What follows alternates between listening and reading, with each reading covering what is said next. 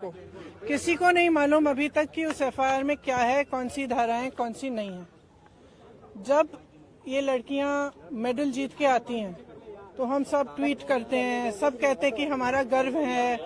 सारे जितने भी नेता हैं, हम इंक्लूडेड इसमें, हम सब कहते हैं कि ये सबसे बड़ी बात है, देश के लिए अच्छा है, ये है, इन्होंने देश का गर्व सम्मान रखा है। और आज जब सड़क पे बैठी हुई हैं, जब कह रही है कि हमारी बात सुन लीजिए, हमारे साथ गलत हुआ है, तो कोई सुनने को तैयार नहीं। मैंने आपसे, आप बार बार यही कह रहे हैं, मैंने आपसे कहा ना, अगर एफआईआर दर्ज हुए हैं तो कम से कम इनको दिखाना चाहिए कि क्या है, कॉपी देनी चाहिए। देखिए सीधी सी बात है, इतने जो सीरियस एलिगेशंस हैं इस शख्स के बारे में, तो पहले रिजाइन तो करें, उनको पद से तो हटाएं। जब तक पद पे हैं तब तक प्रेशर डालते रहेंगे, तब तक करियर बर्बाद करते रहेंगे लोग। इन्वेस्टिगेशन चल रहा है, इसका मतलब क्या है?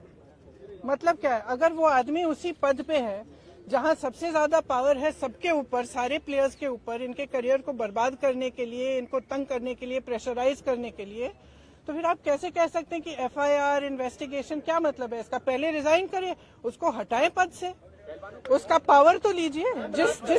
जिस पावर, जिस सत्ता ने उसको इनेबल किया है कि वो ये सब करे, पर पहले वो तो हटाइए। देखिए जो मैं सुन रही हूँ, जो मुझे बताया गया है, और मैं पूरी तरह से बिलीव करती हूँ, क्योंकि ये लड़कियां जो है इतनी मेहनत करती हैं, इतनी ट्रेनिंग के लिए, इतने शोषण इनको देखने पड़ते हैं, इतना करना पड़ता है एज इट इज, अपनी फैमिलीज के लिए, परिवार के लिए, देश के लिए, प्रदेश के लिए इतना कर रही हैं, तो कुछ कह रही हैं कि इनके साथ, और एक नहीं कह रही है, बहुत सारी ऐसी लड़कियां हैं जिनके साथ ये सब हुआ है।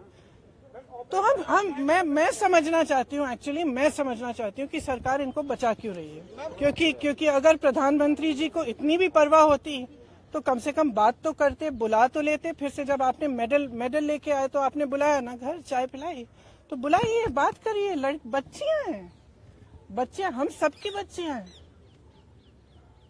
और मतलब क्या कह रही, ये कह रही है ना कि हमारी, अब भगवान जाने, मैं आपसे पूछ रही हूँ कि भाई इस आदमी को बचाने के लिए इतना सारा क्यों किया जा रहा है, जब इतनी सारी लड़कियां जिन्होंने देश के लिए इतना किया है, अपने परिवारों के लिए किया है, प्रदेश के लिए किया है, देश के लिए किया है, और इतना मतलब पर्सनल संघर्ष है इनका, आप देख सकते हैं। इन्होंने इतना किया है और आप उसको बचा रहे हैं। भाई इनको बचाओ ना। हमारे देश के बारे में ये क्या कहता है अगर हम अपने बच्चियों को नहीं बचा सकते? देखिए, आप भी जानते हैं, हम भी जानते हैं कि कमेटियां क्या होती हैं। बात टालने का काम होता है कमेटियां। हम कमेटी बना रहे हैं, आप कमेटी के साथ बात कर लो, आपका, और फिर बात खत्म। यही चाहती है ना सरकार। क्यों? चाहे आप उत्तर प्रदेश के एक गांव में देखिए, चाहे कहीं पे भी देखिए, जब महिला का शोषण होता है तो सरकार मौन हो जाती है, चुप हो जाती है। उस बेचारी महिला को हर जगह जाकर एफआईआर दर्ज नहीं होता, एफआईआर दर्ज होता है तो उसकी कॉपी नहीं मिलती। ये कोई नई कहानी नहीं है, लेकिन इन लड़कियों में इतना दम है, इतना आत्मविश्वास है, और इतनी करेज है, ब्रेवरी है कि ये लोग खड़े हैं और कह रहे हैं कि हम ये होने नहीं देंगे। तो पूरा देश, मैं आपको बता सकती हूँ कि प्रधानमंत्री जी पहचाने नहीं पहचाने, इनके मंत्री पहचाने नहीं पहचाने, इनकी सरकार पहचाने नहीं पहचाने, पूरा देश इनके साथ है, पूरा देश। और सिर्फ ये सरकार उस आदमी को बचाना चाहती है। सबसे पहले उस आदमी को उस पद से हटाइए, सबसे पहले। ये तो सब देखिए, जैसे ही महिला खड़ी होती है सारे लूपहोल निकल जाते हैं, तमाम ऐसी अफवाहें फैलाई जाती हैं, उस महिला को भी के बारे में भी उल्टी सीधी चीजें कही जाती है, हमेशा आपने देखा है। लेकिन देखिए ये संघर्ष करने वाली महिलाएं हैं, इन्होंने एज इट इज बहुत फेस किया हुआ है और ये फेस करेंगी, ये मुझे समझ में आ रहा है। आपने तो बहुत पूछ लिया। ऑपरेशन शीशमहल में टाइम्स नाउ ने दिखाया कि अरविंद केजरीवाल ने अपने घर में 44 करोड़ उन्होंने खर्च किया सिर्फ इंडिया डिजाइन। देखिए, आपको पॉलिटिसाइज करना है ये सब, नहीं तो मैं चली जाती हूँ, क्योंकि इसीलिए मैं,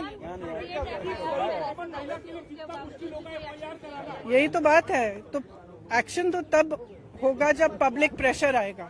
फ्रैंकली आज ये स्थिति है कि पब्लिक इनके साथ है, पब्लिक प्रेशर डाले। मैं इस देश की हर एक महिला को, हर एक लड़की को कहना चाहती हूँ ये लड़कियां अकेली खड़ी हैं यहाँ, आप इनके साथ खड़े हो और इनकी आवाज को आप बुलंद करो, क्योंकि जब तक आप खड़ी नहीं होंगी तब तक कोई एक्शन नहीं होगा। इस मामले को निपटने की कोशिश होगी, उसके बाद कुछ नहीं होगा। तो